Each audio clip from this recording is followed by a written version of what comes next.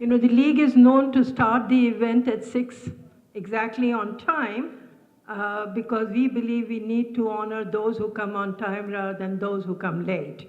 So we will start the event, and also because the library will be closing at 8 o'clock and we want to have plenty of opportunity to ask questions and answers. I am Madhu Sridhar, the president of the League of Women Voters of San Antonio area, and on behalf of the League, I welcome each and every one of you for joining us this evening for an important subject, which I think, I don't know, I haven't found an expert on this subject besides the panelists and our moderator. So we are all in here to get ourselves educated, which is the mission of the League, informed and active participations of citizens to increase the understanding of major public policy issues and influence public policy through education and advocacy. So with that in mind, we had organized this forum, and this forum was organized by the program committee, and I will ask Elaine Talasky, who is the VP of Programs and Action Committee, to come and introduce the moderator and talk a little bit about the program this evening. Thank you.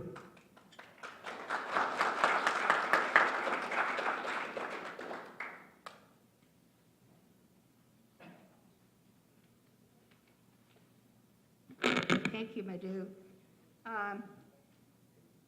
Our moderator this evening, Mr. Charles Gonzalez, is someone who you probably have known as... Elaine, you talking to Oh. Can you hear me? Okay. Our moderator for this panel discussion is Mr. Charles Gonzalez, is someone I think many of you know. He was former member of Congress. He received his BA from the University of Texas in 1969 and a JD from St. Mary's University in 1972. And he was licensed to practice law in 1972 and served in private practice until 1982. And then 1982, he was elected to the judge of County Court 2 and served until 1987. And then in 1988, he was elected judge of the 57th State Judicial Court and served until 1997. In 1998, he was elected to the U.S. House of Representatives and served until 2013. During his tenure in Congress, he was assigned to the committees on financial services, energy and commerce, judiciary, small business, House Administration, and Homeland Security. He is currently counsel with the Ogletree Deacons Law Firm. And he's also very active in the community in civic and professional organizations.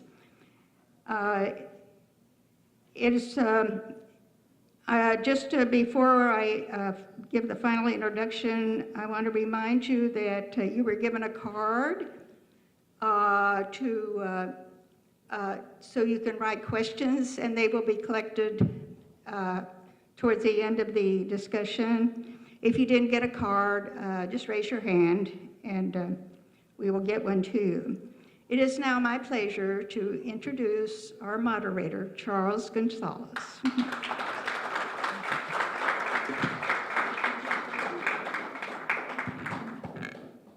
Elaine, thank you very much.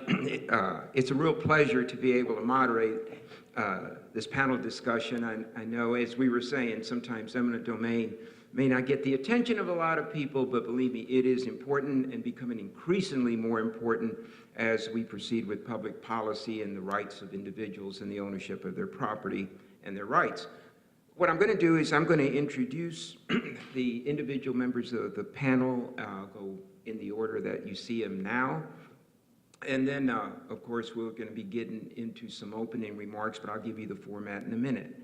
We start off with Cassie Gresham, who has practiced law with Braun and Gresham since 2004. She has dedicated her law practice to protecting the rights of property owners. She has a BA degree from the University of Mississippi and a law degree from UT. She was instrumental in bringing about the historic Dalestrom Ranch Conservation Easement a rare collaboration, I love the word collaboration since we have so little of it today, among a private landowner, a federal agency, a county, and a city to protect drinking water and to create a public open space. Thank you for joining us tonight.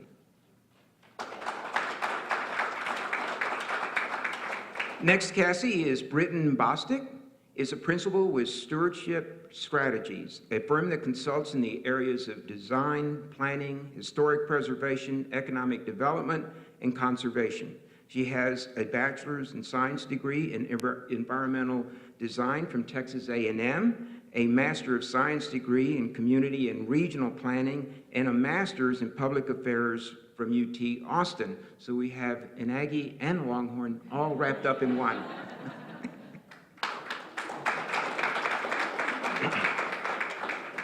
Next to Britin is Marissa Patton, is a graduate of Texas Tech University and works in the Texas Farm Bureau's legislative office. She advocates on behalf of the Bureau's members on issues related to eminent domain, agricultural commodities, wildlife affairs, and land use. She previously has worked for United States Senator John Cornyn, who is a San Antonio native, and the Texas Southwestern Cattle Raisers Association. During the 2017 state legislative session, she advocated against legislation weakening common carrier pipeline laws and continues to play an active role in efforts to improve eminent domain laws on behalf of Texas property owners. Thank you very much, Britin. I said Britin, I apologize. And last, but of course never least, because he is an elected official, so I feel your pain.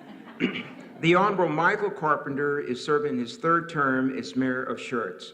Prior to his election as mayor, he served on the Schertz City Council from 2005 to 2011. He has an associate's degree in paralegal studies from Southwest Tennessee Community College, a bachelor's degree in liberal studies from the University of Memphis, a master's in clinical psychology from St. Mary's, and a master's degree in business administration from Webster University. Presently, he is chairman of the Northeast Partnership for Economic Development, as well as president of Region 7 of the Texas Municipal League. Thank you very much, Mayor. I think Elaine kind of told you how we were going to do this, but what we're going to have is each panel member, and we'll start with Cassie, will have 5 to 10 minutes to make an opening statement and cover information that they believe will kind of set the groundwork of the foundation for what follows as far as what will be probably a pretty lively discussion. I said 5 to 10 minutes. Cards have been handed out for you to submit written questions, so please. And then I will collect them, and then I'll direct them to the individual panelists to whom they're addressed, or to the entire panel. And also panel members, even though one may be addressed to a particular panel member, feel free to comment after their remarks. Okay. So why don't we start with an opening, I want to say opening statement like this is in court. I cannot get away from it. As a litigator, I'm very familiar with courtrooms, so opening statement. Sounds good, thank you. I'm not sure if this is on. There we go. Is that good? Yeah. Okay. Green, good. Well, thank you all for having me here. I represent owners of rural land, and what the owners of rural land, as Marissa would also probably comment on tonight, is are faced with a lot of condemnation or eminent domain challenges. If you own land in Texas, you're seeing the state change. And I was in a conversation a few days ago, and we were talking about, well, what does it mean to be a rural landowner in Texas? And really, you can be someone who lives in an urban area but owns rural land. That's how Texas is changing. We don't have a lot of just rural landowners anymore. A lot of our population lives in Dallas or Houston or Austin or San Antonio, but they own ranches. And how I've seen that change in my practice is infrastructure. There's a lot of people that are moving to Texas, and Texas is growing. And so what is happening is We have to build the infrastructure to support that growth and that change. And that is occurring across open space land. And we are seeing that from power line routing, where there's a process in which those are routed at the Public Utility Commission, and we participate in that. We're seeing that with roads. What is interesting is we're seeing that with water. And our firm has done a lot of legislative efforts on water that I can go into some detail about. But what I'm seeing with landowners and what I think is an under-addressed issue in the state is that we are delegating the authority of eminent domain or condemnation to private companies. So when a landowner, when transmission line property, when a transmission line is going to cross a landowner's property, it is no longer being condemned by the Public Utility Commission that has people that are accountable to elected voters. It's a private company that condemns that property and goes through that process with the landowner. The right-of-way agents are with the private company. And I can tell you, being on the landowner side, it's very different dealing with a public official and someone who is elected versus someone who has the profit that is in their mind. So we're seeing that with water. We're seeing it with electricity. So any of our utilities, a lot of them we're giving that right away.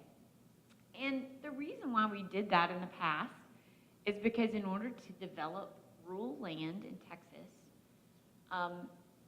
we didn't have the infrastructure that was there. So this still happens. It happens in Bulverde, and it happens in Goforth, and it happens in any area in which we're building new homes to support all the people that are moving here. We've got to provide those utilities, electricity, water, all those things that we need in order to live in our home. And I'm not suggesting that's a bad thing. I'm just saying the way our legislature has set it up and is we actually create, the developer can create a municipal utility district, and it's a quasi-governmental entity. And that quasi-governmental entity has the power of condemnation. But across the state, there's like videos about this and articles about this, but just go Google municipal utility district when you go home, and you'll see lots of information about it. But what we've done, what our legislature's done, what we've done as citizens of the state is not question that. We think we can provide the infrastructure that's needed for these homes without really questioning how it's being done. And I've seen that work. I have horror stories for what that's done for my clients and the landowners and how they've had to fight to maintain their property rights. And so at the beginning, Mr. Gonzalez was saying that, I also have a practice where I help protect open space land, and I did work on this big private-public partnership to help a ranch be conserved, and we're now working on a public park on that portion. So I've been on the open space side of trying to save land, and I've also been on the condemnation side. And I can tell you that it's pretty intimidating from the landowner perspective. I had a client call in. He's a client now. He wasn't a client on Friday, but there were two landowners that called in on Friday, and they got a temporary injunction, which means there was a hearing set for Tuesday, tomorrow, where they were going to go to court and the judge was going to force them to let that utility company on to survey their land. And they were freaking out because they don't know, they get this in the mail, they don't know what they're supposed to do. And, we told them, hey, you got to let them on the land to survey. They're allowed to do that. They're going to win this temporary injunction. But let us help you out, because we know the attorney on the other side. We've negotiated a lot of these agreements. So let us call and pull down the hearing so you don't have to go to court. But those sort of intimidation tactics, that sort of not communicating with landowners on the condemnation side, this was a private company, not a public, it wasn't a city, it wasn't a county, it was a utility company that was going after the CI. And that can be really scary for landowners. So our job is to provide information, lay out that process, help them through that, do a good job advocating for them, help them get the most money if their property is condemned. But, you know, what I see in the future of what's happening in the state is we're gonna have to wrestle with those issues. As the state is growing, how do we provide the infrastructure that we all need and want? We wanna have lights that turn on, but how do we balance that against the Texas open spaces that we've loved for so long? That's gonna change, and we're gonna have to find out how do our rural interests and our urban interests, how do the suburban interests coincide? I don't think we've figured that out as citizens yet, or in the legislature yet, but that's something that we're working on. I don't know how many minutes I used, but you're almost there. Okay, I'll hand it over. I'm Britin. I am from a longtime Texas ranching family. So I grew up, if y'all know where Mountain Home is, not a lot of people are interested in Mountain Home. Let's be honest. Not even today with the growth that Texas has, or is anybody really interested in Mountain Home yet? But, you know, I grew up on a very large ranch, very large acreage with a ranching family, and my great-grandparents were so thrilled when they did get electricity. Texans were thrilled to get electricity, and then everybody else figured out, now that the state's air-conditioned, this is a really great place to be. But back in the good old days, before all those roads were built and all those utilities were there, they had to rough it out in the middle of nothing. And so, you know, kind of later on, as I've gone through more degrees than I probably needed and a lot of education the hard way, I've kind of come back around to these hill country issues. And what I see, and I think, Cassie, what you're saying you see, is that a lot of times landowners don't have the information that they need for this to be a balanced process. So I've got very dear friends who have had eminent domain enforced against them through the Trans-Canada Pipeline. The Keystone XL goes straight through my friend Julia's ranch in Northeast Texas. I have a very good friend that lives down the road from me. We've known them for years, and part of his property was taken to build a road in Williamson County that never got built. And he's hesitated to build his dream home on his land because he doesn't know what the county may or may not try to take from him to build this road that may or may not ever happen. And so we get into these situations that become not really what we maybe think eminent domain is for. And the last time I looked, there were over 6,900 condemning entities in the state of Texas. We're not talking about just cities and counties. We're talking about the municipal utility districts that you talked about. Some school districts have it, and increasingly that is being handed off. And so you have all these different organizations of various types that have the ability to say, we need this property for this purpose, and instead of it being a negotiated sale, they do their homework, they hire their attorneys, they hire their engineers, they hire their planners, their accountants, whoever they need to hire, and a landowner is suddenly hit with notice that they've got condemnation proceedings against them. And if you've never experienced this before, never really known anybody who's gone through it, you have a very short window of time to respond. And so if we were talking about negotiated land sales, that would be one thing, but we're not. We're talking about very suddenly you're being notified that your property is probably going to be taken from you.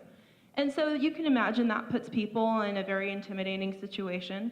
They're required to provide you with what's called the Texas Landowner Bill of Rights, but that's not really telling you the whole story. So I want to highlight a couple of things that I think are really important to know. And I'm a league member. I'm part of the Austin chapter. I serve as the, thank you. I serve as the transportation issue chair for the state of Texas League of Women Voters, which means I get to watch transportation bills as they go through the legislature every 2 years and let the state, some people very smarter than me who know how to do something with what I tell them. I just watch bills go by. But we're starting to see eminent domain enter transportation territory. And so, you know, kind of what do people need to know? And you need to know about the process. I have some colleagues up in Georgetown. They own a company called Eagle Wealth Management. They're financial advisors. They're not attorneys. They're not CPAs. They're brothers who have found in advising their clients on what to do with their money over time, they've seen a lot of their clients have eminent domain enforced against them all over the state. They've got clients in Central Texas and West Texas. We're seeing a lot of eminent domain used in Williamson County because Williamson County is really onto building roads right now. They want roads here, there, and everywhere, and in order to build the roads, they need the land to do it. And sometimes people's property is in the way of where they want a road to go, so they make that happen. But what you might not know and what they have found, and we were discussing the other day, is they said, you know, a lot of people don't understand. You would expect to have capital gains taxes assessed against you maybe if you sold the land by choice. But a lot of people don't understand. You're going to have to pay capital gains if you have an eminent domain payment, if you have a condemnation payment. So imagine this. You're getting hit with, this is what we're going to pay you for what we think your land is worth, which there are a lot of opinions about that. Some people side it's not what the land is worth, it's lower, and some people say it's fair. There's a lot of room for debate in there. I'm on the land is worth more side, I'll be clear about that. But so say your land is bought for what it's maybe not actually worth, and then you're assessed 20 to 30% of that from the IRS. So your valuation is really decreased by that point. And so there's a form, it's a 1033 form that you can essentially use to defer taxes on that. But most of the accountants that they've talked to, nobody that I have ever talked to knows that there is a 1033 that you can use to help mitigate the taxes that you're going to have to pay on that. And that's why landowner education is so important, because if you don't know to tell your accountant, hey, do you know about a 1033? I don't know anything about that, but you know tax stuff, so you can find that form and you can figure this out. We're finding accountants don't know, we're finding that some attorneys don't know, who are trying to help people make the decisions they need to make and not have to kind of be hit twice with this. So that's one. The other that I was kind of recently introduced to, did y'all see the movie The Little Pink House? Has anybody seen this film? It's out very recently. I almost cried. It was so good. But there's a very historic kind of landmark eminent domain case, and it's Kelo versus the city of New London. It's the story of the woman with the little pink house who tried to fight when Pfizer was going to locate, and they never built anything where they tore her house down. And so there's a documentary about it, essentially, and it's really compelling, and it's also showing a lot of the behind the scenes. And I was watching this movie and thinking, oh no, surely, and then I thought, no, actually that kind of malarkey does go on. Because, you know, they have a plan, this is what we're going to do, we're going to bring in jobs, whatever the reason is, and there are some very valid reasons for why we need things to operate a certain way. So I'm not a total anti-eminent domainer, I just don't think it needs to be abused. I think we need to operate within a very clear system of guidelines. I don't think 6,900 entities in Texas probably need to have that power and be able to exercise it. And so what kind of came up after this movie, and I was talking to these colleagues of mine in Georgetown, is there's kind of a new way of taking things that you don't have to use eminent domain, but I think it's something to be kind of have in the back of your mind as far as here's how we start kind of creeping into who owns what and has what kind of right. So I work with a number of property owners who have lands in kind of increasingly busy areas. And again, we want to build these roads so that we can get here and there and everywhere. You know, I-35, we're going to be working on that forever, right? So we all kind of expect that's going to be a mess. But these small county roads that used to be some farm traffic, you know, your neighbor with their horse trailer and maybe occasionally a kid on an ATV is now pretty busy because there's a subdivision or, you know, and these very narrow roads that people are trying to travel with more and more traffic. So what we're starting to see now is when someone goes to get land subdivided or combined parcels, you have to get that, it's a plat. It's called a plat. Anytime you want to combine or subdivide property. If you're in a city, you usually have to get approval by city council. If you're in a county, you usually have to get approval by the county commissioner's court. So pretty kind of straightforward, except that we're starting to see them want, well, if we're going to approve this plat, we want to see a dedication. of a 50-foot right-of-way. Basically, you give us part of your land for our purposes, and then we will approve. So it's a weird kind of a situation because you don't really want to tell the government entity, no, I'm not going to do that, because they just said, if you do this, I will approve your plat. Well, you want them to approve your plat, so if you don't have somebody, if you don't have that experience and kind of know that they don't really have any business requesting that, if you don't know that, and if the person that maybe you've hired to draw up this plat doesn't know that, you're really getting into a situation of you may be handing over things that you don't have to hand over not knowing that. So I think that brings us back to information and education is so important, because if we don't know kind of the full scope of what this looks like, it's really hard to have good advocacy for good public policy that, again, balances this. Because, again, there are really valid reasons for using eminent domain. There are very valid reasons for landowners protecting their private property. And if everyone's got better information, that's a better situation than that being kind of the one-sided case it tends to be at the moment.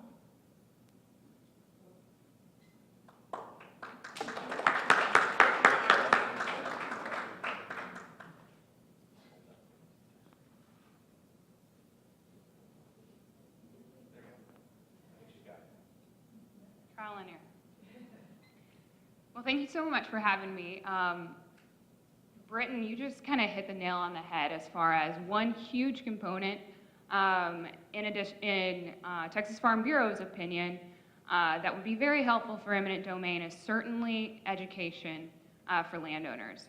But we're trying, in one of our big efforts lately within Texas Farm Bureau, as far as what we do to advocate on behalf of our membership and their private property rights, is to really put the pressure on the Texas legislature to improve laws that protect and strengthen private property rights under eminent domain, or with instances of the potential use of eminent domain by companies or the government that has that power.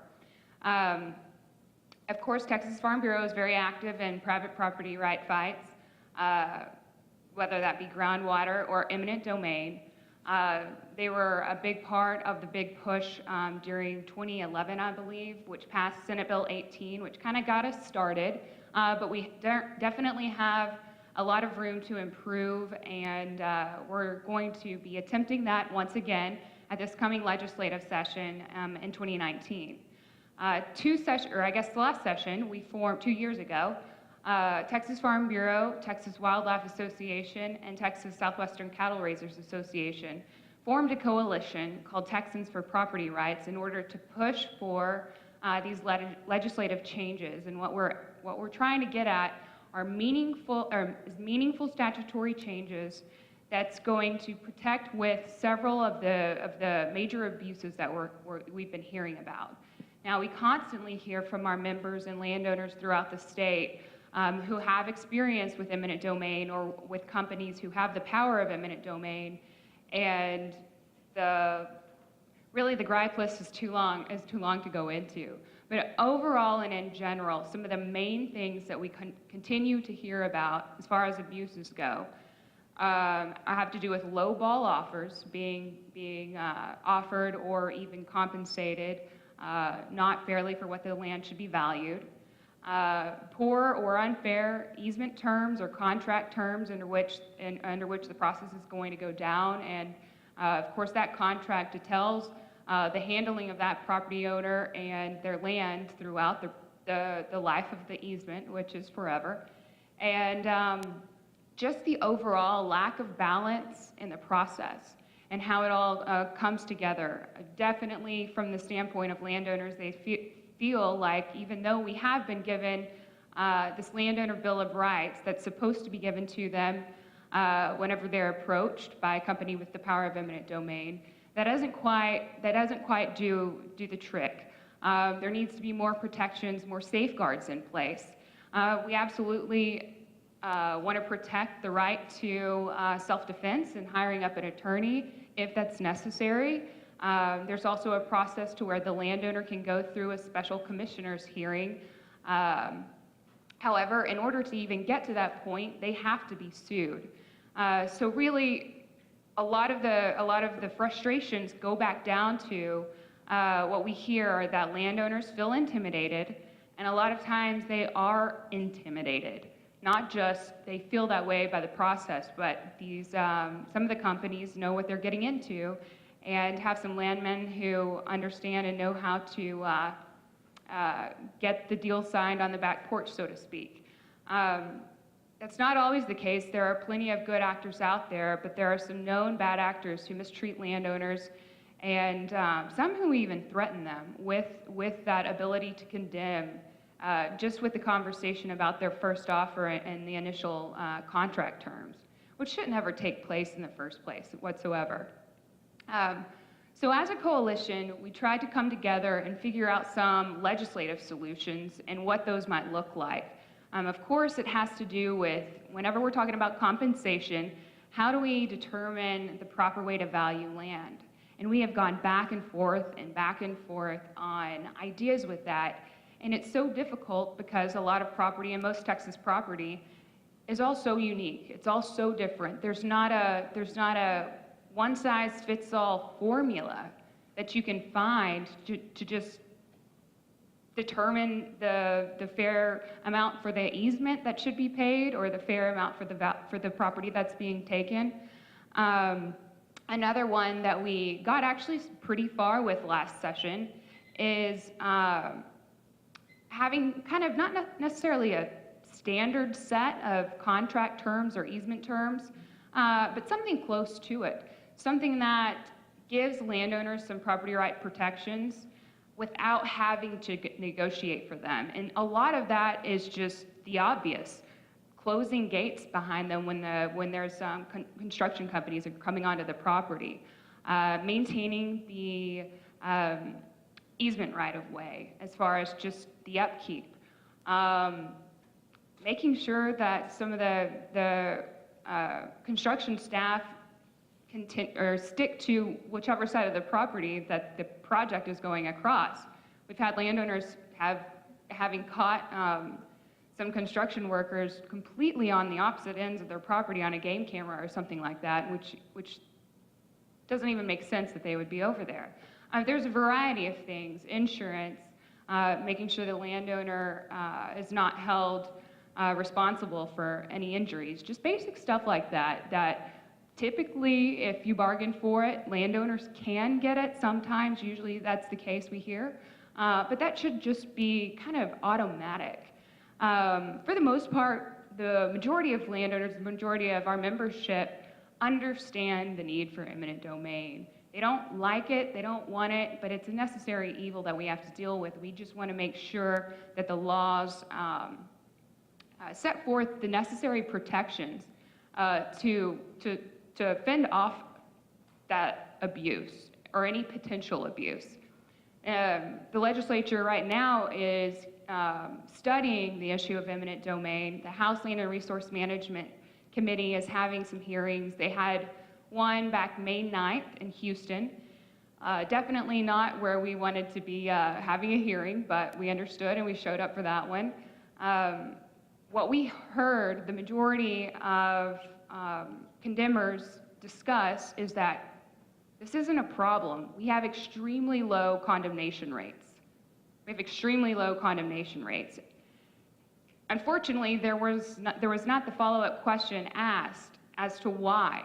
Well, a lot of that has to do with the landowners having a fear of going up against private companies and their teams of attorneys. A lot of that also is because they know to hold out until the very last second, and some landowners can't last that long or don't last that long, unfortunately, as far as negotiating the proper terms or the proper compensation. And so there was a little bit of frustration after that hearing when we were just wondering why these legislators didn't know to go ahead and take that next step and ask that next question. And we're in their offices now having those conversations with them, making sure they understand that it's not necessarily about those rates being low. It's about what happens before that. Why are there ever offers being given to landowners that are unnecessarily low? why are landowners having to fight and negotiate and really try for these easement terms that should just be automatic? So there are a variety of things that we're going to be looking at next session in order to try and make these improvements again. And so we hope everybody can kind of help us and follow along with Texans for Property Rights. We're on Facebook and Twitter, and we're going to be getting the coalition back involved and work on some legislative changes for next session, hopefully. Thanks.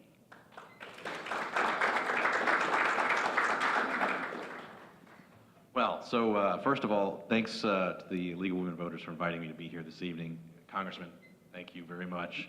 And for my fellow panelists who have so far been very, very kind in the use of their language with what goes on with this. And let me go ahead and address a couple of other things. It is true I did some graduate work in clinical psychology, so I can tell you right now that my dry mouth and sweaty palms are for good reason. And then secondly, is anybody else in the room who has voted to take land from someone that didn't belong to you and use it for a project that they didn't want that project to be done? Just me. Okay, great. So we have that out on the table. So a couple of thoughts. The first one is I think I did hear all three of my fellow panelists talk about there is a proper place for eminent domain, but it has to be and needs to be and necessarily should be very, very limited. I'll give you an example of one that we're facing right now in the city of Schertz. We exist in 3 counties. So we exist in Comal County, in Guadalupe County, and in Bexar County. Most of the development that's gone on in the city of Schertz in Bexar County is more rural in nature. Half-acre, acre, 5-acre, 10-acre homesteads, if you will. And for most of those, because there's no sanitary sewer, everything is on a septic. That's okay for a while. But as landowners begin to sell and developers come in and wish to develop on the land that they've purchased, it's not really tenable in the long term to continuously add septic after septic after septic tank. And so we have to do work to provide a sanitary sewer system. In my mind, that's probably one of the few legitimate reasons for the use of eminent domain, for bringing water to an area, for providing electricity, as you talked about in the Hill Country, and for basic types of support, it makes sense. I'll tell you that I ran into a very interesting, we'll call it maybe a conundrum recently, with a city that borders with Schertz, and I will make every effort not to mention their name, because I don't want them to be too mad at me again. But they signed a deal with a private company to have a road built, a toll road built in their city limits. And in their agreement, they basically they said that they would use their power of eminent domain for whatever takings were necessary to have this road built by a private company. And as I looked at that agreement, and again, not going to pass judgment on my city that's next door, but to me, the idea that there would be a taking for the purposes of developing a piece of infrastructure that would be privately owned and was developed for profit is at the other end of the spectrum of what eminent domain shouldn't be and what it shouldn't be used for. And I got into a little bit of an argument with them because they went to TxDOT and said, hey, when we get to the city of Schertz, we want TxDOT to give us that section of FM 1103 that's in Schertz so that we can have that tollway go all the way from Interstate 10 to 35. And we found out about it later. So my council, in a unanimous vote, said that the toll road and the takings stopped at the city limits of the city of Schertz. So that was a wonderful thing. Now, let me go back a little bit to the southern side of Schertz. It's in Bexar County, where we're having the challenges with the sanitary sewer and needing to provide that service. My council is so, and I don't want to call them anti-eminent domain, but so cautious about exercising that particular function of government that I couldn't even get a unanimous vote to do survey work, to look at putting in a sanitary sewer system. I got a split vote for even taking a look at establishing the path for providing sanitary sewer. So there is, and there are, good political subdivisions and good political bodies out there. To the point that I think I heard each of my fellow panelists make, there are also unscrupulous entities and entities that have eminent domain power that do not consist of exclusively electeds that are responsible to those that they live around, and that is problematic as well. And I usually don't say nearly this much. Wow, this is fun.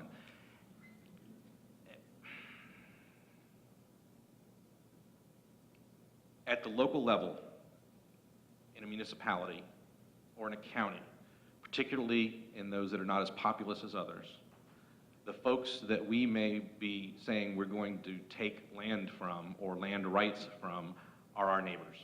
And they will see us in HEB, and they will see us in Lowe's, and one of them, my good friend Timmy, and I won't say his last name, sees me in church and says, "You guys are really gonna take that much off the front of my lot? You're gonna kill the business that I have on the front there and only leave me with my storage business? Come on, really?" And it's your neighbors.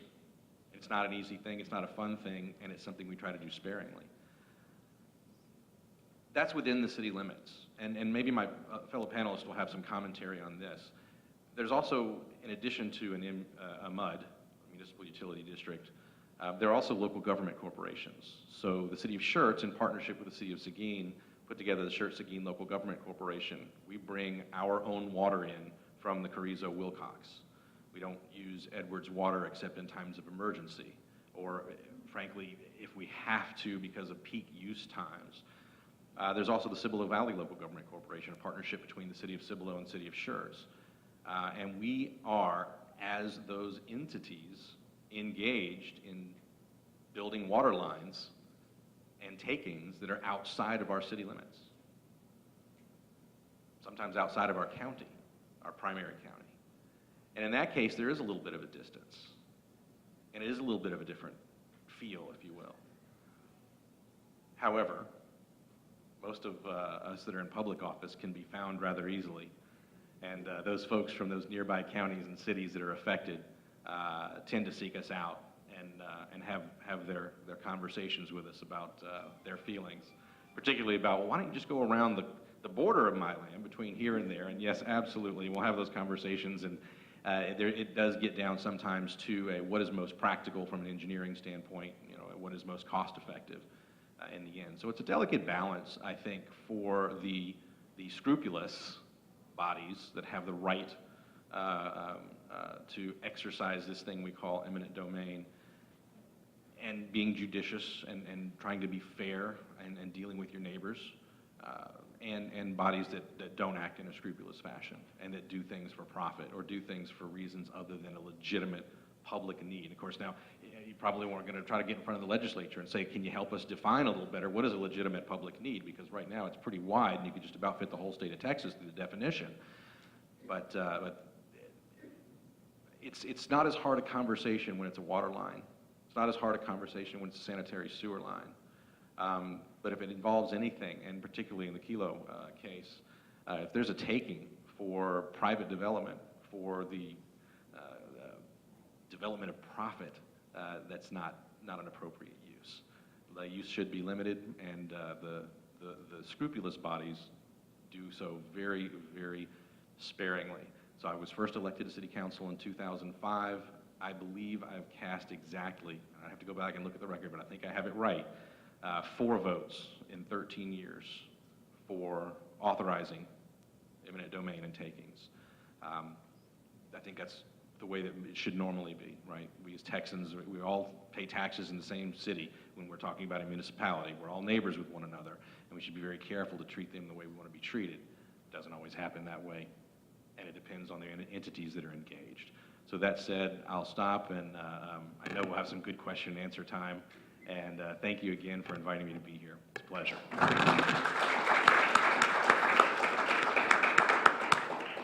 Well, we already have some questions that have been submitted. And so I think I'm going to start the discussion with Britin, because I think you brought up the fact that there are 6,900 different entities that actually have the power of eminent domain. And the question is, you know, how do we get there? And more importantly, how can we make changes to that system? And then there is a companion question that goes with that. Which state agency oversees the implementation of eminent domain efforts? That's very complex. Let me see if I can answer that succinctly. So I found that, and I'm going to get a little bit off topic here and be a little bit frustrated with the Texas Controller's website, as I generally am, because they've changed their website again. And they like to change their website, and I know it's not directed at me, but it feels that way. I will be in the middle of a project, and I will be doing a lot of tax data research to try to understand trends and growth areas, and I have the privilege of working for cities, counties, and private landowners. And so depending on the project there's not really a whose side I'm on. I try to be on the side of what's good and what's ethical. And they all kind of play out in different ways, and a lot of what I do doesn't involve eminent domain. But the controller's website has changed again, and a lot of things moved around, and I don't know where this is right now. But the last time I went looking for it, because I had a very specific question in my head I was trying to answer, and I've authored a paper about eminent domain, and I think it was when I was doing that research, I found a list on the controller's website of all the entities. And I started scrolling, and I said, and you know when the little scroll bar is very small and it's very long? Yeah, and it was a lot, and I was like, well, this is strange. And I started to read, and it was school districts and utility districts and EDC, economic development corporations and cities and counties, and I was really surprised. And now we're getting into railway corporations and quasi-railway corporations, and then you've got pipeline companies and holders of pipeline interest, and it gets really long. And so I say 6,900 because that's the number that I remember. And if I go back and look at that and find that I'm wrong, I will let the local league know, and they can let you all know that I was wrong, and I'm glad to own up to that. So you can't just, I say you can't just, people are trying right now, you can't just say, well, I think we need to use eminent domain so we get that authority. No, there's some pretty kind of clear rules that step down about that. And it's a lot of it for municipalities especially. It's written in the Texas Local Government Code. There are just endless chapters of that. I only really deal with about 5 of those chapters on a day-to-day basis, thankfully, but it's all over the place. So here's the deal. Because there are so many different entities that hold condemning power, there is not one single source of authority, because general law and home rule cities have different sets of rules, and counties have different sets of rules, and school districts are a completely different thing, and then there's taxation rates involved, and who gets taxed on what for what kind of property. And it's a little bit like the way that we have the legal structure for water in this state. We don't really know how we got here, but now that we're here, it doesn't make a whole lot of sense. And so kind of unwinding all of that is also incredibly complex. And what we have to remember is Texas' population has gone from, oh, Texas is kind of cool if you know about it, in 1990 to everybody wants to be here. And that rapid growth doesn't always come with, when you have a whole lot of land and not that many people, it's one thing. When you have a whole lot of land and a whole lot of people, it's a whole nother thing. And what I'm hearing consistently, and y'all done a good job kind of illustrating this, it's growth that's driving all these challenges that we're facing. If we're talking about water, if we're talking about land use, if we're talking about county land use authority, if we're talking about any of these things, transportation and cities growing and providing services to their community, these are all driven by growth, because when Texas wasn't really growing very much or very fast, these things weren't really an issue. And that's why a lot of the things, wastewater treatment plants have been in place for 50 plus years. That's why some cities have water lines that are over 100 years old. You just didn't need to do anything about it. Well, now we need to do something about it. And so I really applaud you for your efforts with the legislature, because there isn't like, oh, well, we'll just go to this one committee that has 6 representatives, and we'll talk to them, and then it's a very complex issue, and it runs through all kinds of different committee work. So have y'all heard about the high-speed rail that's imagined between Dallas and Houston? So wouldn't it be pretty handy if you didn't have to drive 45 and you could hop on a train? And I've heard the argument, well, Southwest flights are pretty cheap, but then you kind of look at what's going on with Southwest right now, you may get a little bit nervous and think, well, a train might be a better idea. Hey, I love Amtrak. That is some of the best traveling I've ever done is on a train. It's very fun, it's very comfortable, you have a lot more leg room. When I was 5, my school went from San Antonio to Houston on Amtrak. I don't know how they didn't throw us off the train. But we had a lot of fun. So there are these really enjoyable things. Oh, a train, and then a train, where's the train go? Because the train doesn't actually run next to 45, and it's not sitting in TxDOT-owned land or state-owned land. It's not, so where does that go? And then you start thinking about all the people who own land on that route, and then you start thinking about, oh, that'd be pretty expensive to buy all that land. And then you understand why this private company that wants to build a high-speed train between Dallas and Houston wants to use eminent domain. And then the legislature has to consider that, and they have to consider that in the context of all these other things, and all these other organizations and entities that are trying to use it, and you have all this kind of tension about where is it appropriate and where is it not. Because I imagine there are a lot of people in Schertz that would like to have the provision of sanitary sewer. Because septic systems age out over time, and then you're responsible for it. Well, the city's responsible for it. That's way cool. And I understand his point, and I agree. And there's a couple of situations in which I've advised a city it would probably be in your best interest to look at acquiring this property. You might have to do it in this way, but it's something to kind of evaluate very carefully. So we're sitting here with cities and counties and all these different organizations, and there's no one clear, specific, top-down answer. And that's where it gets really, really hard, because as we're kind of fleshing this out up here, you're starting to see the complexity and starting to see why there's a legal approach that needs to be taken. I really don't know why I'm here. This is a subject that interests me. But then you have a legislative approach from organizations that traditionally represent landowner interest, and then you have cities saying, we're growing so fast. If you look at Texas Water Development Board projections, counties along the I-35 corridor are doubling and tripling by 2050 and 2060. We already have a lot of people. That's a lot more people that we have to provide a lot more for. And again, they want the roads wide. Every time you widen a road and the county doesn't already have the land, they've got to get the right of way somehow. And so I'm sorry I don't have a better answer. I wish I did. But it's just that complex, honestly. And it's going to take a lot of work, but I think it begins with a lot of education. Anybody else want to weigh in on any of this? I'll just piggyback on top of that, too. There's not one agency. The Railroad Commission does so for pipelines, but it is the responsibility of the Texas legislature. They are the ones who bestow the power of eminent domain onto any other entities, whether that be municipalities, private companies, what have you. But it's also their responsibility to make sure that the laws are being used judiciously and that landowners are being protected. One of our last hearings that we had, this hearing May 9th, a legislator offered up, well, what about better education? What about your landowner groups increasing your dues a little bit, creating a legal defense fund, and that way you can better protect landowners? And we're like, but it's your job to make sure these bad actors can't mistreat landowners.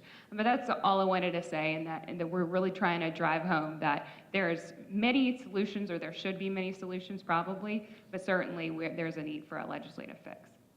Well, and I'll piggyback on that to say, I think people don't realize how quickly it gets away, that power gets away of eminent domain. And one situation that happens, I know I'm talking a lot about MUDs, but I have a case right now in which I'm dealing with one. But a developer can come in and their legislator can help them get a MUD, a municipal utility district. And it's often treated as what's called a local issue. It's not heard by the entire legislature. It'll get put on a local calendar.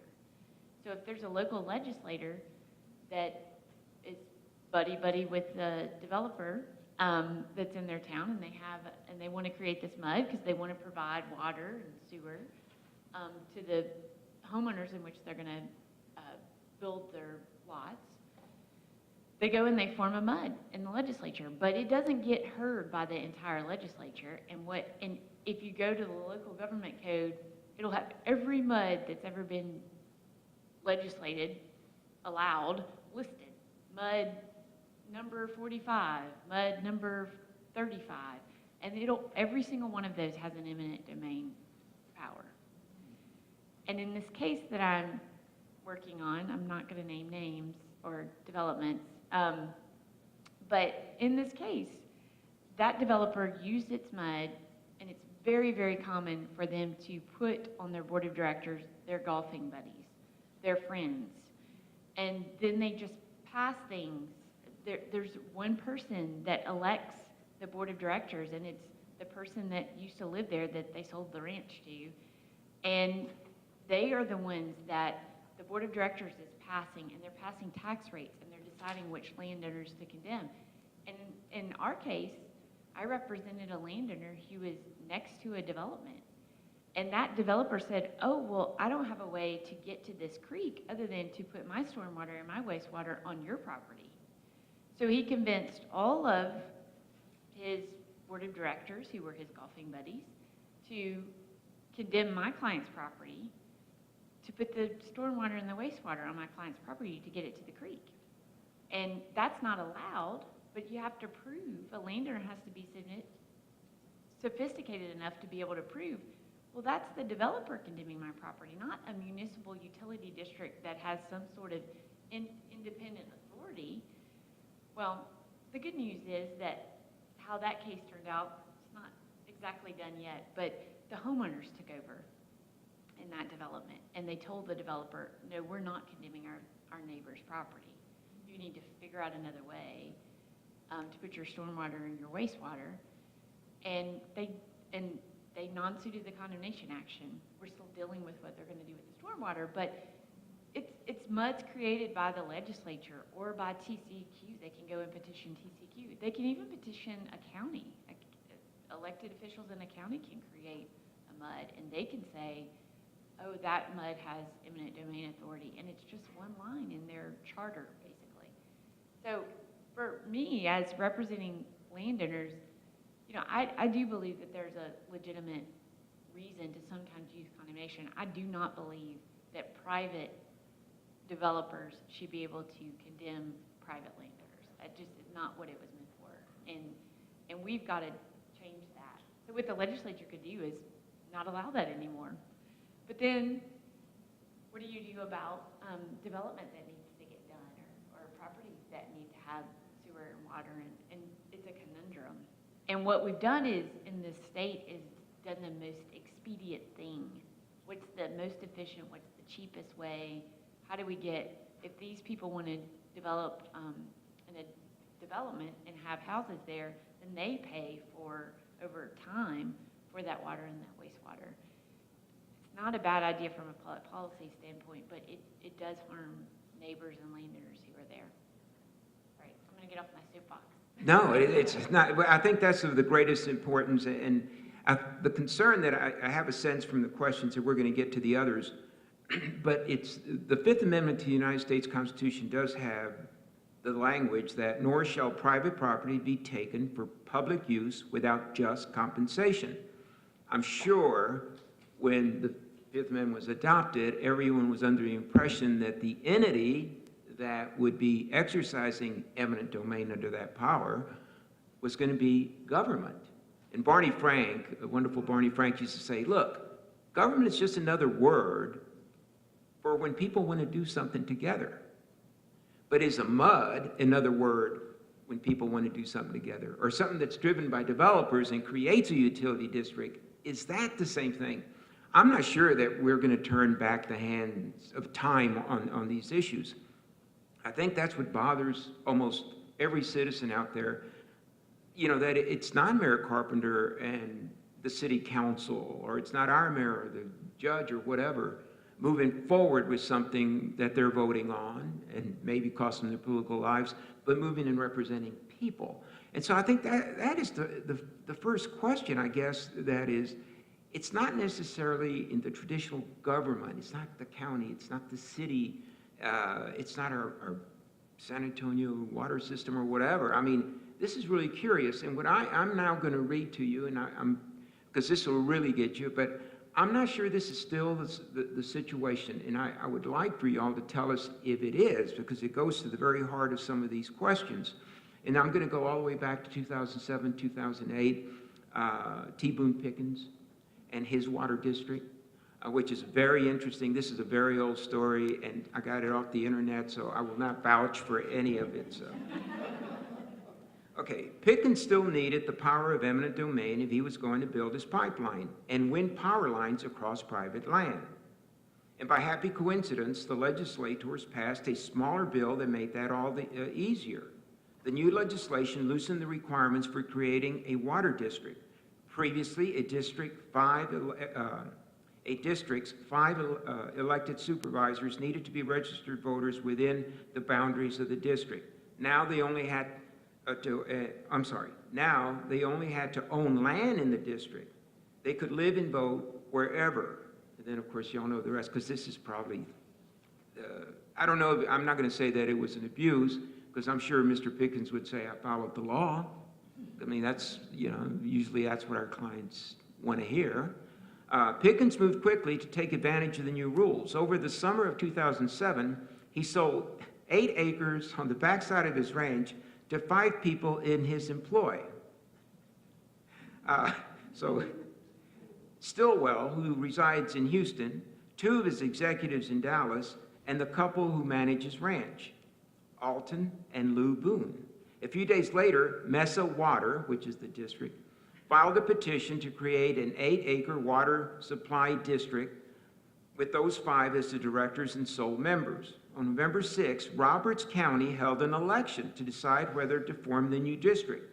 Only 2 people were qualified to take part, Alton and Lou Boone. The vote was unanimous. So I don't know if the law's been changed, because, you know, I know Cassie and Britin have touched on it more so than others. Is that still going on? Yes. Oh, well. Because we have a few projects here in San Antonio. We're really depending on getting some water. It is still going on, and I'll just say, in the case that I was talking about earlier, we had one voter, and they had an election, and the lady did not complete the ballot correctly. So we got into this lawsuit, and we're looking at, well, let's look at how are these golfing buddies elected? Oh my gosh, they weren't elected. They've been running this mud, but she never voted for them. I don't know what happened, but she didn't fill out the ballot correctly. And so we started asking questions about, well, how were they voted? How were they elected? How were they voted? Anyway, when this very smart landowner who was being condemned started, frankly, he and I joke about this all the time. When he walked into my office and told me that there was a private development company and mud directors who were golfing buddies that were condemning his property, I didn't believe him. I was like, this is a crazy person. I don't believe you. And we laugh about it, because I really had to be educated about how messed up the system is. To say, this was, so your story's in 2007, 2008. This happened to my client in 2014. So, Yeah, I didn't keep up with it. I thought maybe something would be addressed, but obviously not. Well, Marissa, real quick, because I know this is interesting. Right now, Cassie brought up that it's water. historically, it's been oil, and we have a lot of pipeline activity in the state of Texas, as well as all the other states and the Canadian, and the Keystone and such. What entity is the eminent domain and the condemnation entity that's taken the right-of-ways, or at least attempting? Who would do it, let's say, for the oil pipeline? It's not the individual company or whatever, or it is? It is, yes. But the individual company files a form with the Railroad Commission of Texas. It's called a T4 form. It used to be quite simple. I argue that it is still quite simple to obtain the power of eminent domain simply by checking a box saying that I, stated pipeline company name, am going to be exercising as a common carrier, going to be operating my pipeline as a common carrier, meaning, similar to a road, I'm going to make it a public road, so it won't just be my product and exclusively my product that I transport through this pipeline. I will offer that up to the marketplace and say if there's any other companies that would like to transmit their product through the line, they may do so as well. Kind of makes sense, if you're going to dig a big hole in the ground and ruin some property, might as well allow several companies to utilize that line if you're going to do so, understandably. One of the things that I had to come to terms with in understanding and educating myself about these issues is that there's absolutely no checks and balances on that process, making sure that companies are acting in good faith and are acting actually as common carriers. Now, what are we going to do if we find out that they're not? That's a whole other conversation that we're not necessarily getting into this coming legislative session. But it just points back to, again, there's just a lot of faith and trust that the legislature has given to these individual private companies to make sure that they are responsible with the power that they have to take private property. And unfortunately, that's not always done so in a good way. But fortunately, and fortunately for the rights of property owners as well, there are plenty of good actors that we have as examples to point to, whether it's certain municipalities that have been really exercising their power of eminent domain with discretion and truly as a last resort option. A lot of companies don't perform that way, but a lot of companies do. And so we can point to them showing examples to the legislature saying, this is what it's supposed to look like. We know that there can be a standard out there that everyone just should be living up to, and we need to make sure the laws help to enforce that. This is a question. What type of notice does a municipality utility district need to provide a landowner? How far in advance? So you said it sounded like a MUD, a municipal utility district? Or Or a municipality? So but let's say municipality, or Same just stuff? what kind of notice do you all give? yeah, I didn't go to law school, so I come to the table with some ignorance here. And without, this is just one of many parts of things that you do in a municipal government. Before we get to the point of giving that notice, at least it's been my experience in the city of Schertz, we go and meet with folks in advance. We will have an appraisal done, we'll let them show us their appraisal. If they get an appraisal done, we will make an offer well before we ever get to the point of going down the road of eminent domain. In fact, before I became mayor, I learned from my previous mayor and previous council, we typically would get an appraisal, and we would immediately say, well, we would probably need to take that appraisal and offer 15 to 20% over what that appraisal is, and see if that is going to be amenable to the property owner. That's typically been the way we've handled things, and to be honest, we have exercised eminent domain so rarely. I don't even know what the time period is. Is it 2 weeks? Is it 21 days? So 21 days. We've been very, very fortunate that in most cases we have been able to come to agreements with landowners without having to go to an eminent domain proceeding. There was a case that I can tell you about that happened while I was a city councilman where we did in fact have to go down that route. We initially had offered 115% of the appraisal amount that we had seen. The landowner didn't want to accept that offer, didn't want to sell in any case whatsoever. We were in Comal County. There were 3 members that were appointed as commissioners for the initial hearing. And when it was all said and done, we paid about 150% of what that appraisal value was, because the commissioners were quite in agreement with the landowners that they shouldn't have to sell if they didn't want to in the first place. So I bring that kind of, it's a political thing, right? When you've been in office for a while, you start answering the question, you come back around and talk about something you want to talk about. There's no formal training for that, by the way. It's time and grade. You learn it over time.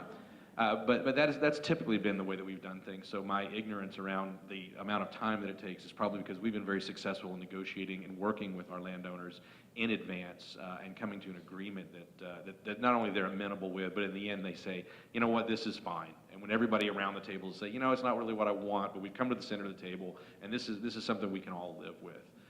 That's really been the better result, rather than, all right, let's go, 21 days, get it done. Somewhat rare occurrence for us.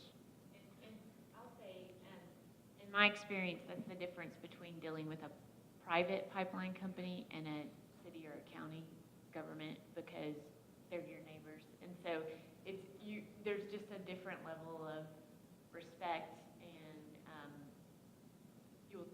most elected officials will take the time to have those conversations, to sit down to talk to that landowner, even if you're not going to eventually agree. It is totally different when it's a private company who has a lot of lawyers employed. They'll send a notice, they'll do it. I mean, it just is, it's just different. Yeah. And earlier there was a little bit of conversation potentially about, is there a single agency that oversees all, eminent domain in the state of Texas?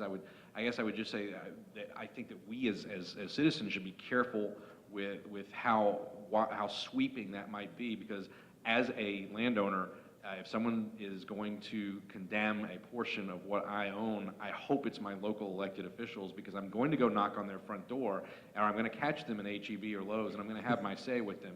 And I'm probably not going to be able to do that if that's an entity on the 5th floor of a building in Austin or otherwise. So I think having this power somewhat limited, 6,900 is an amazing number. I still can't wrap my head around that.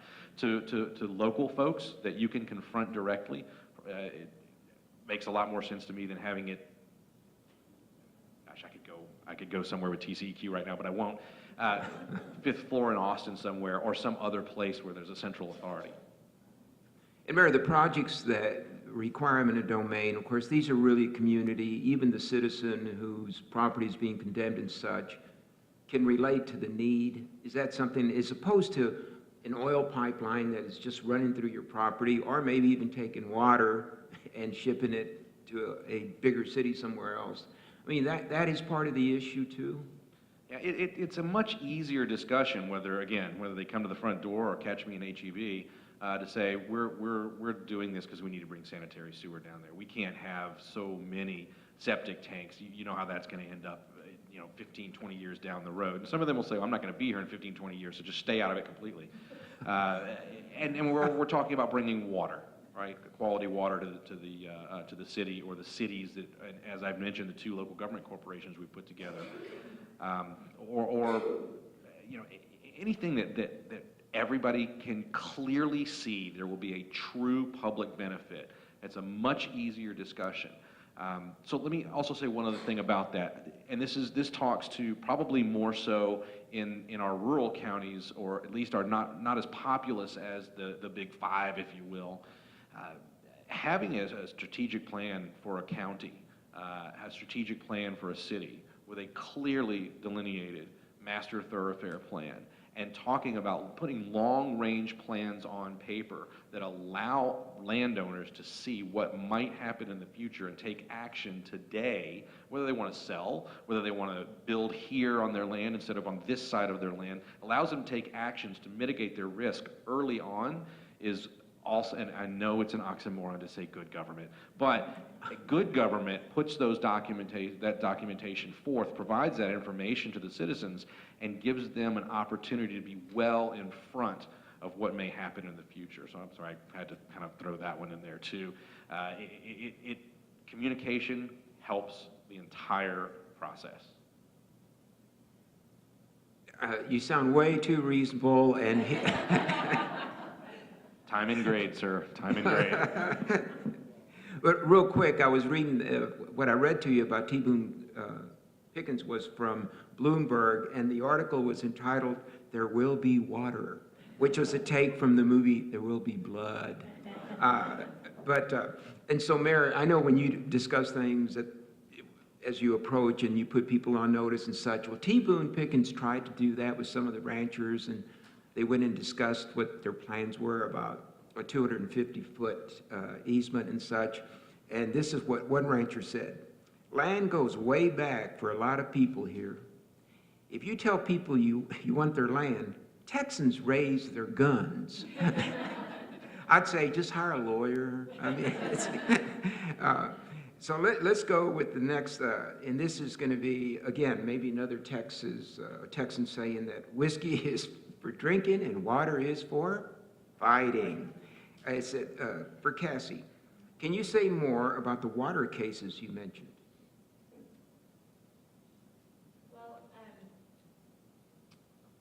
so I've done both, so I'm a litigator when I said, so I've both litigated issues with regard to eminent domain, represented landowners, but I've also lobbied in the legislature, and a few years ago, 2 sessions ago, we had a situation in Hays County. Our firm is in Dripping Springs, and we had a situation in Hays County where there was no groundwater district in it was like a donut hole.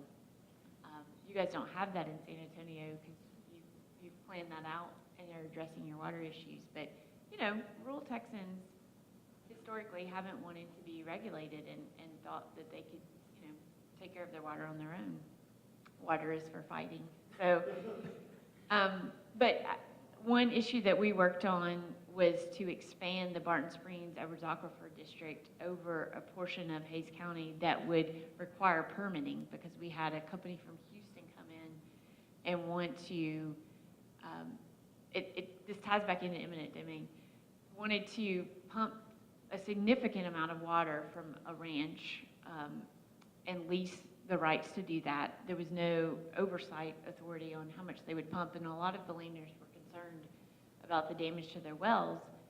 But that same Houston company, they needed to get, so this is near Buda, Texas, and they needed to get this water to the city of Buda as well as to Goforth, which is on the east side of 35. And they were going to pump this water, pipe it to the city of Buda, also pipe it to the city of Goforth. And there were 3 bills that we were trying to get passed in the legislature to stop that effort, one of which would take the eminent domain authority away. It was pretty, from Goforth, it was pretty egregious. Well, we were being aggressive, let me put it that way. We were saying, if you're going to give your eminent domain authority away to a private company in Houston, we don't want you to have the eminent domain authority anymore. And so we were sitting there in this big conference room negotiating the bills, and the attorney for Goforth said, "Have you ever been to Goforth?" I was like, "No, I haven't." He said, "We can't afford to build this pipeline and pipe it to our residents. We have to have this private company do this for us, and then we'll pay them back after we are selling the water." And it was just eye-opening for me to think, you know, here we have this need that we don't have a strategic plan for. We've built all these houses on the east side of 35, and we haven't thought about how we're going to get water and wastewater to them. And now you're telling me that I'm representing landowners and their property is going to be condemned because we haven't thought about how to deal with that. So I've worked in the legislature to address, and a lot of times, water issues and eminent domain issues go hand in hand. I mean, we're seeing that a lot in the legislature as Texans need more water, and we're moving water around to different places. It's just really been an impact. One good story I'll tell is I have a client in Brady, and back to the mayor's point about working with neighbors, this client, they had a very large ranch in Brady, and the city approached them and said, hey, we would like to get water to another, we'd like to clean up the water that we had. There was arsenic actually in the city's water. Yeah. And my clients gave an easement. So my client said, you know, we want to do this for the good of the city. We believe in providing good water to our neighbors. We'll give you an easement, but we want to have some discussions about what the easement looks like, what's going to be planted here, because these were organic beef farmers, ranchers, and they wanted to know what was going to be planted back. And so we negotiated excuse my language, the hell out of that easement to allow them to tap in. But what they got in exchange was good water for their fellow neighbors, and it was a win-win for both parties. So it doesn't always have to be a fight, is what I've seen. Hopefully I answered the question. But. Thank you. And this is a question for the entire panel, and anyone that can answer it will get a finder's fee. Okay, this is the question. Is there a way to research potential future condemnations when looking for land to purchase?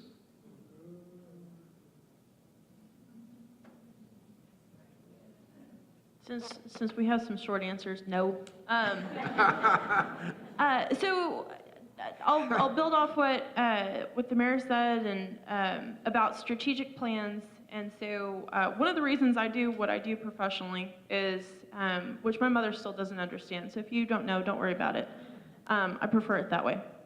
But one of the things I do, one of the reasons I do what I do is because there are so many hill country communities that just don't have the resources to come up with these strategic plans, to think long-term about water and wastewater. There are a number of communities that their wastewater treatment plants were built decades ago in a floodplain. Our flooding situation is becoming much more severe. We're all very painfully aware of that at this point. And so these long-term things and these growth challenges are really catching a lot of communities by surprise. And so it's really a matter of, you know, we can point a finger or we can step in and help. And I like to be on the step in and help side when I can. And so when we're looking at, you know, where should I buy land? I'll tell you right now, Mountain Home, there is nothing happening in Mountain Home. Still, there's this little store, Garden store on the corner of 41 and 83, and it still looks the same as when I was a little girl. I think the mailbox that we use still there, my gate's still there. But no, here's what we're looking at. So I live in Georgetown at present. Georgetown, if you paid any attention to kind of renewable energy news, we are just beside ourselves excited that we are the first 100% renewable city in Texas. Our mayor spends his entire week, 7 days a week, talking to people who come from other countries to understand how we did it. A lot of people would not be very happy with what I'm about to say. That is so much nonsense. Because the energy that we're claiming to have is coming off of a grid system that is powered by a lot of different things, and we're basically paying for the privilege of saying, no, but that renewably created energy is ours. So, well, where does that come from? It comes from wind turbines in West Texas. Well, how does that power get to Georgetown? You run transmission lines across a lot of people's land. And so while everybody else is jumping up and down excited about this, I'm going, oh, man, I feel sorry for somebody, a lot of somebodies potentially. And so when you're looking at what feeds the city and the growth of the city, it's always come from the hinterlands. Farmers grow vegetables, they produce meat, they bring it to the city, they sell it, it's consumed there. Some of the waste goes back out, and it's just this kind of cycle. Well, our cycle is really no different, it's just a lot bigger. So if you've ever seen the transmission lines that run from West Texas to 10, if you've ever looked at the map of the pipelines that source things, we've got pipelines from Canada that come to the Gulf, and everything kind of sucks over to Houston so it can get processed. Follow those routes, and then look at the roads, and then look at what cities are growing and will need utilities, look at the water sources, and so you can begin to see if you have all these different condemning entities and all these different needs for all these different resources, I don't know. And I thought Paris, Texas would be pretty safe. I lived there for a few years, but again, my friend Julia's farm has got the Keystone cutting straight through the middle of it, and it almost went through her house. So there kind of isn't a safe place because there are a lot of different things that you use this for. I will tell you, the more expensive your property is, the less likely you might be. There's a reason why, and I'll go back to transportation because that's what I'm very familiar with. There's a reason why they aren't running a rail line from Dallas to San Antonio straight down the side of 35. Can you imagine how expensive it would be even if you condemned all of that property? Because that's a higher value property. So they're gonna run it over here, or over here where the land has less value. So the reason that they do this is to not have to pay so much. The reason is because you don't want to pay 150% of the value, because that makes it financially infeasible. So anytime somebody says, well, it's too expensive if we don't do this, that means somebody's probably going to lose financially. So maybe Uvalde, Texas. Y'all been to Uvalde? Uvalde might be a good place to be looking. But if you're in a city and everything's kind of built up and done, downtown San Antonio, you're probably pretty safe because it's too costly to do that right here. A little further out, it's not as costly and maybe a little bit more attractive, and that really it's the dollars that really kind of answer that question. Anyone else? There's a ton of unpredictable things. 6,900 different authorities that can exercise the right of eminent domain, and who knows if one of those authorities is going to, via contract or other mechanism, delegate that authority. It's just tough to know where everyone is, but I will say this.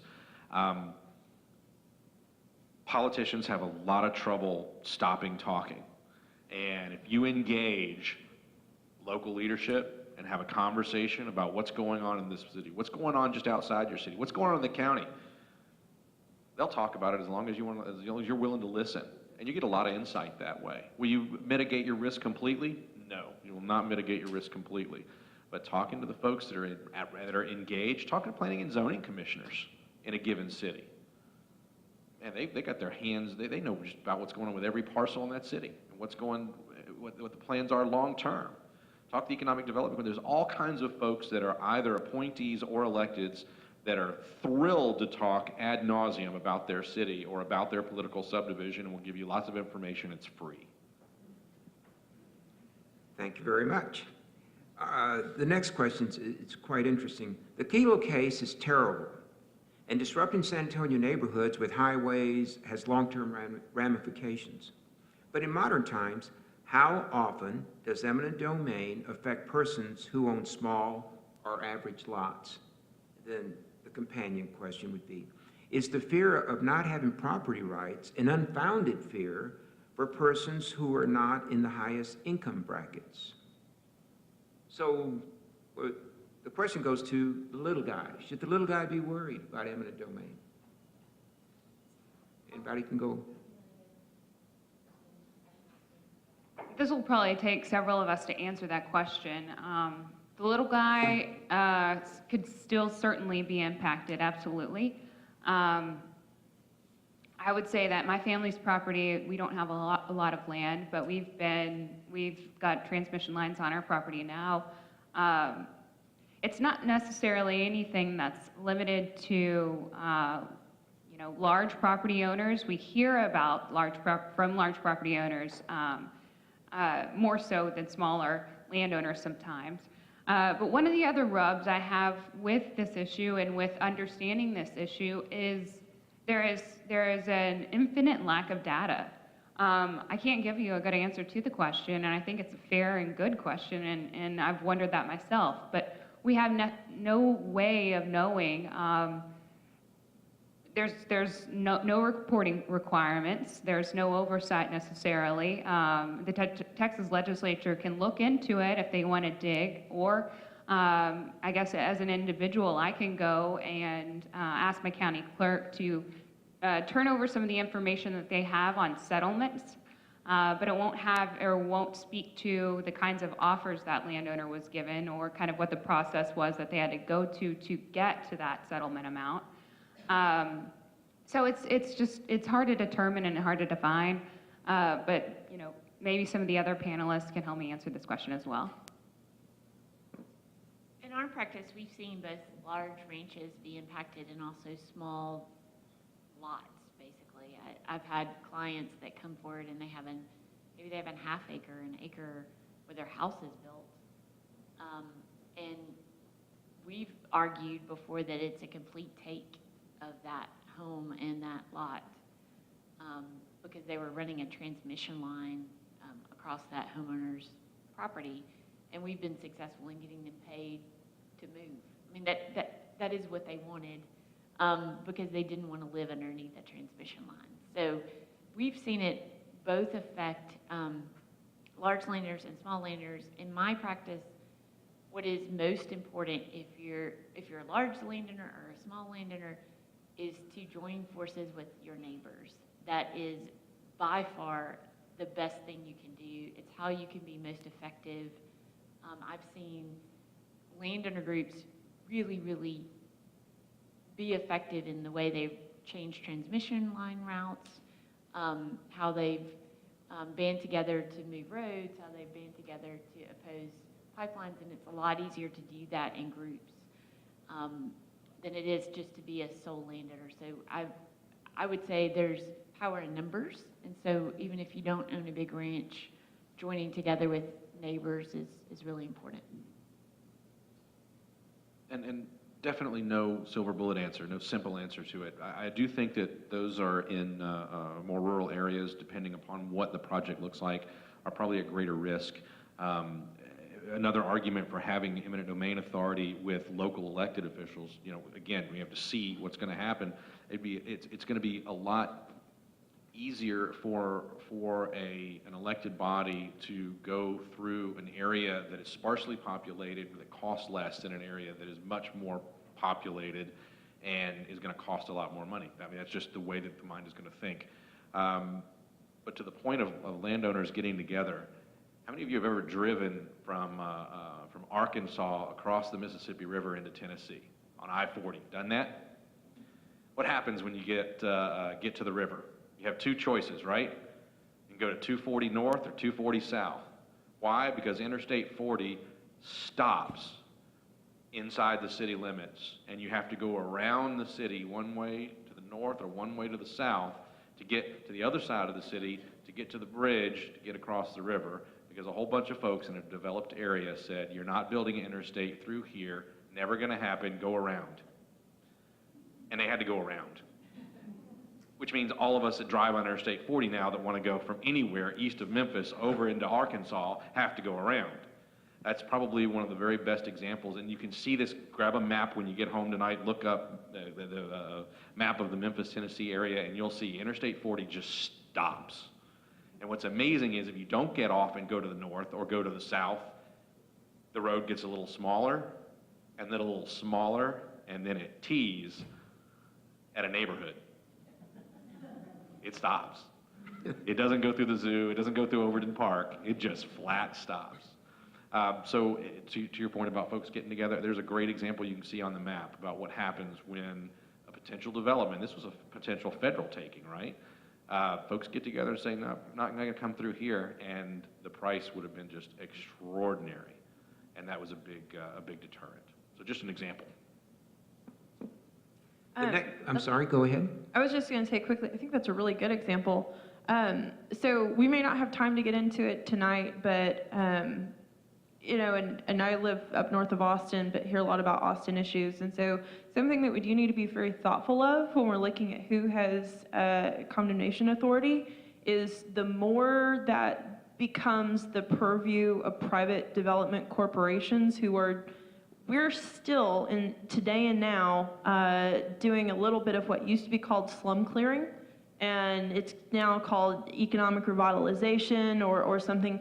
And what we're finding that really means is somebody who has less has to pay the price for somebody else to have more. And there's a real equity issue there because a lot of those economic development areas, and if you're familiar with the Kilo case, watch the Little Pink House movie, it'll make a lot of sense. People who have less, who are, let's just clear all that slum and blight. It's not slum and blight. It's really not. It's where people live, it's their home, their community, and their networks. And so we need to be really careful about who gets to say what has value in communities when we do this. So that was just what I wanted to add at the very end, because I think that got to another aspect of that question. Well, Britin, I think you probably were looking at this particular question. Since politics plays a big role in eminent domain, should it be thought of in terms of cost-benefit analysis and in terms of human rights? Well, everybody's being silent, you're looking my way. Absolutely it should. I mean, eminent domain, if for I've got to be careful how I say it, right? I don't want to indict any of my neighboring cities, but for electeds that are serious about doing the work of being elected and not just having the position, doing that cost-benefit analysis, taking into account the multitudinous variables that will affect a taking decision should be the very first thing they do. They should take it very slowly. It should not be, hey, we have an opportunity to take this, let's go.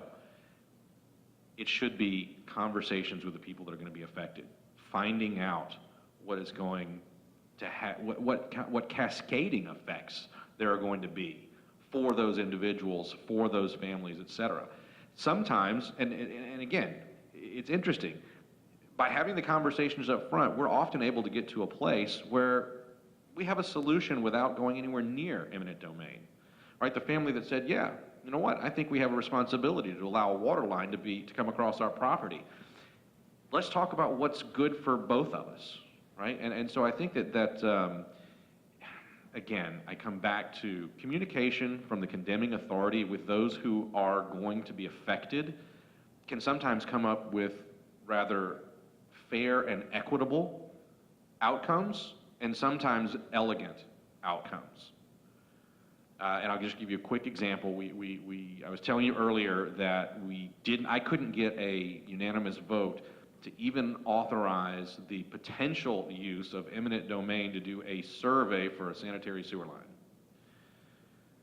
It was only after we had extensive conversations with the landowners about what their concerns were that for a few of them, we found they just didn't want to have manholes up above their ground level, and they didn't want to have heritage trees and such taken off of their land in such a way that it would permanently affect their quality of life as they saw it.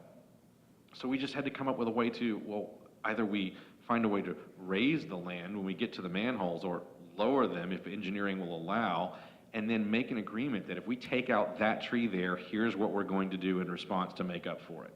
Or, you know what, I tell you what, it makes sense, we can, engineering-wise, we'll go around that tree and we'll come back across on the other side. It'll add some cost for us, but we can do that for you.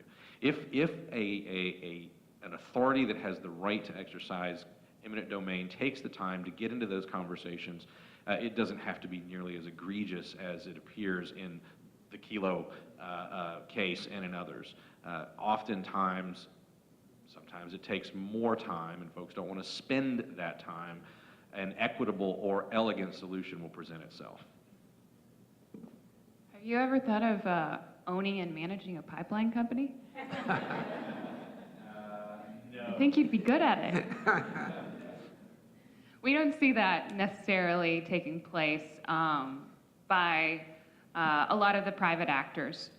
Certainly some of them we do, but we hear those stories from landowners again after time after time after time of their heritage trees being destroyed, and somehow they found the only 2 on the property, but they were lifted. But yeah, we always applaud, and we certainly want to even distinguish within our legislative fight some of what the good actors who exercise their authority judiciously and from those who don't. Again, it's just trying to raise everyone up to that standard so they're treating landowners adequately, and then we can get these projects built and developed. You know, we're probably not going to be operating too much longer in the future of the state of Texas, where we can own huge amounts of property without seeing a transmission or a pipeline coming through. I am becoming a property owner myself in Austin, and I understand, and I'm not saying I will look forward to it, but if there is a piece of my land maybe that's needed for the legitimate good of the public, you know, I'm a citizen that gets to benefit from other people having given up their property themselves. I want to be a part of the solution for sure. But as long as we're all being treated fairly, and I just commend the standard that some of the cities and counties also treat landowners adequately and fairly. And I think we remember too, and part of this is, I went to planning school, so we look at things a little bit differently. So when we're talking about who gets heard, and I really want to get back to this equity issue. When we're talking about who gets heard, we need to remember that not everyone gets heard, because not everyone has the means and the access to be heard. So when you're looking at smaller landowners, if you're looking at people who, and maybe in cities, again, you can basically, a city can hand over land to a private developer for their use. That's been demonstrated. The Supreme Court supported that. So for some people, the prospect of here's what we'll pay you for what you have can look really attractive. So there's not everybody wants to fight this. Not everybody wants to take the legal option. Not everyone can or will hire an attorney. Not everyone can or will speak out. And so when you're looking at these things happening in your community, when you're looking at these things happening in rural areas too, there are people who are going to not be part of this conversation because they don't have access to it. And I think understanding that is really important to looking at what this looks like in the future, because historically, the people who have not had voice, and so I don't know if anybody's ever heard of Robert Moses, but he was really well known in New York City. He plowed down entire neighborhoods to put in freeways because we were going to move cars around faster and better. And entire neighborhoods were just decimated, and Jane Addams is famous for, you're not going to destroy my Greenwich Village. She wrote books, and now, she's kind of like the rock star of planners, right? She never was an official planner herself in the way that we might think of that. And so that's an example of somebody had a voice and they could use that voice, but not everybody has that or feels that they have access to that. And so as you look at your community and look at the things going on, remember that not everybody's going to have a voice, and that is on some of us to make sure that we're not only conscious of that, but working to correct some of these historic errors that have taken place and some of these historic abuses that have left people without being able to participate in these conversations. And this is an observation, and for all of us that have grown and are old enough to have grown here in San Antonio, it says, in 1968, a plan to run Highway 281 through Brackenridge Park led to congressional legislation barring interstates from going through public parks. And I just remember that Pat Maloney represented the nuns and held it up for so many years. But isn't there that stretch where it's 37 if you think in terms of the U.S. highway, but it's 281 for just a certain portion, right? So I guess they still got around it after all those years. I'm not real sure how that worked out, but it's really interesting how it's still cut through a park. The other thing too is the mayor was discussing about talking to individuals, hard decisions. The other panelist has referred to, it's not always an easy call. Would we have hemisphere? Would we have had hemisphere, but for urban renewal and condemnation? And that was painful for a lot of families. If you remember, some did not leave willingly.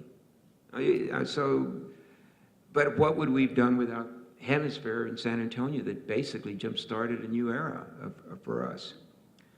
All right, well, now that we have, how do we protect those who offered below market value for their houses or land?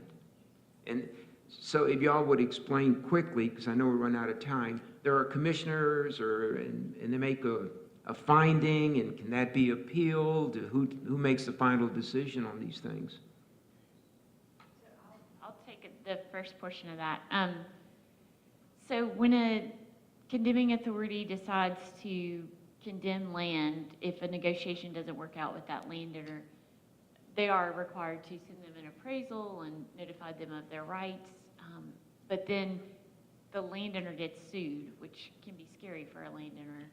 They don't like to think that they would get sued for something, but they do, and that's the process. And then the county judge will appoint 3 commissioners. Once the suit is filed, the county judge will appoint 3 commissioners that are typically landowners or have knowledge about land in that county.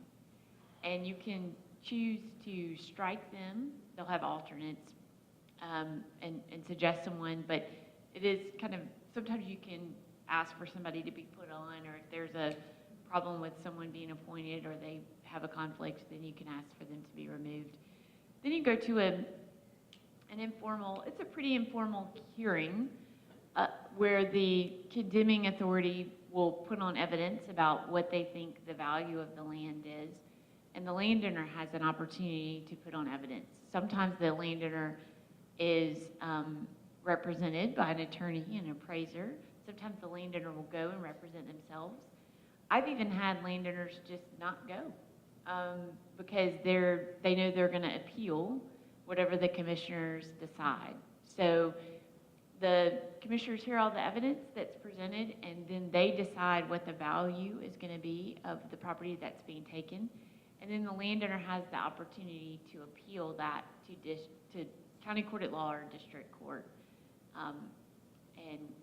And then the condemning authority will put whatever the value that the commissioners have awarded in like an escrow account, kind of an account that's set aside, and the landowner can access that if they want during the proceedings of the litigation. But once the appeal is gone to court, then the landowner would proceed to, just like a regular lawsuit where you're putting on evidence and you do discovery, and it's really about appraisals and fighting over that. One of the things I've seen in our practice is if a landowner's really fighting for a particular value, then they have less control over what the easement is that they're getting on their property. So sometimes the negotiation will be, I'm willing to, from a landowner's perspective, I'm willing to take less money in order to get the easement terms that I want. Because if you move forward with the lawsuit, you're going to get the easement that the condemning authority wants you to have. They don't negotiate at that point what the easement terms are. So some landowners will choose to take a little less money in order to get the native seed that they want, or to have a certain lock or a gate, or we have all kinds of different easement terms that we might negotiate on behalf of landowners. But that's kind of how the legal process works. And of course, once you get into a court, it can be appealed to the Court of Appeals, go up to the Supreme Court, all the regular judicial system applies at that point. Anyone else? I would certainly say if the landowner is not comfortable or interested in trying to seek or going to seek the counsel of an attorney, for sure try and find a good appraiser. But they make sure they're specialized in eminent domain. There's a difference between your standard real estate appraiser and an appraiser who understands the eminent domain process and condemnation and how to value what your land or the damages to the remainder of your land might be, because that's also required by law for you to be compensated with. Unfortunately, you have to still provide, or you still have to pay for your own appraiser out of pocket. So that's something that the landowner is just going to have to bear the cost of and the burden of themselves. But anybody who calls Texas Farm Bureau, we give them some basic tips and tricks, but to a certain standpoint, we encourage them to seek the counsel of an attorney who can help them out with this process. I'll just reiterate what Marissa said. It's really important when you're hiring an appraiser that you ask them how often they work for governmental entities and how often they work for landowners, because there is a certain perspective that appraisers bring to the table. And we call them landowner-friendly appraisers. In our office, we'll say, that's a landowner-friendly appraisal, which means we have a list of appraisers that we would never hire because they're mostly hired by governmental entities, and they're usually the people who are on the other side. So you want to, if you're ever doing that on your own, just make sure to ask, how often do you represent landowners versus governmental entities? Don't use one that represents a lot of governmental entities. I don't know if anyone addressed it, I may have missed it. Will you be entitled to a jury? Yes. Well, in that case, because if it's a jury of your peers, such as property owners, justice may be done. I can't guarantee it. And as far as if the property owner prevails and gets a higher value from the jury, there might be court costs, but will there be attorney's fees or anything else awarded? You mean the landowner is out all of the cost to basically win, but you have to win by quite a margin to make up the difference? Attorney's fees are not automatically awarded in an eminent domain case. Usually attorneys, the industry standard is they will take a portion of a contingency fee, is how most attorneys do that. So they don't get paid unless they win money for you. And they have different numbers that they'll take depending on the complexity of the case, but attorney's fees are rarely recoverable. That could be something we fix to the legislature. Wouldn't that be nice? Keep trying. But a court could award attorney fees to a landowner, couldn't they? They could. It's discretionary, so it's not mandatory by statute. Not mandatory at all, but we paid the attorney fees on our 150% as well.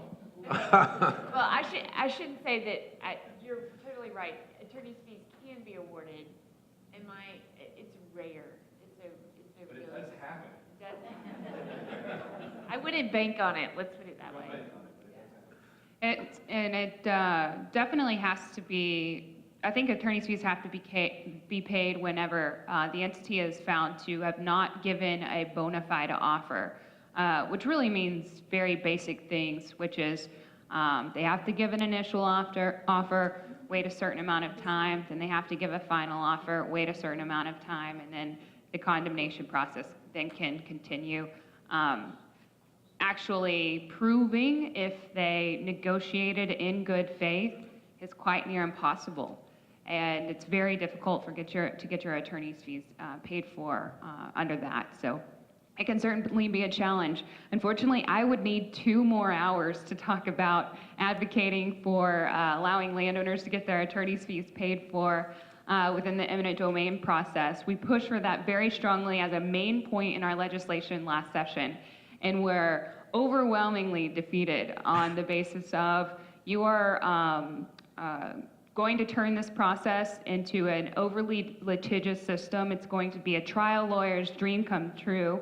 Landowners are just going to litigate, and this is going to stop development. This is going to curb necessary infrastructure. And that was certainly something that the legislature listened to. Not the rights of the landowners having a shot at defending themselves and getting fairly compensated and fully compensated. I should always say fair and full, because deep down I believe that should come with attorney's fees. And we also put a trigger on that, which we thought was fair enough, which was if the special commissioners or jury or judge decided that what was fair compensation or what was needed to be awarded to that landowner, if that amount was 20% more than the last offer that the entity gave the landowner, then that was the trigger that, okay, they actually never should have gotten to this point altogether, and so that should be the trigger for the landowner getting their attorney's fees paid for. We were potentially open to raising that percentage a little bit higher, but that was not ever an option that was left on the table. That entire attorney's fees provision was scrapped from the get-go. in negotiations, and in fact, Texas Oil and Gas Association, Texas Pipeline, and several of them would not walk into a room whenever we came to the table, having that language still on the piece of paper. They stood outside in the door, behind the doors. So we didn't get very far, but we're going to try again, not necessarily with the attorney's fees legislation. We're still mulling that over. But again, TexansForPropertyRights.com. If you're interested, we certainly need all the support we can get. So thank you again for having invited us to be a part of this panel. Thank you. Well, real quick, it's 8 o'clock, and we're going to, Mahout's going to come up in a minute, but I want to say what an incredible job the league did in getting this panel together tonight, because you saw the diverse views, but specialties and such, and all the different considerations, public policy from a government official, the lawyers that are in there, those seeking legislative changes. But eminent domain is a much bigger issue of importance to the public than the public realizes. And thanks to the league, and thank you. You guys were absolutely wonderful. I'm sure. Don't be surprised if you take this on the road. So, again, thank you.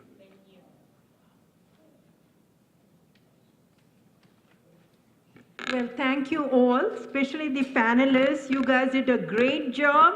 A lot of food for thought for all of us.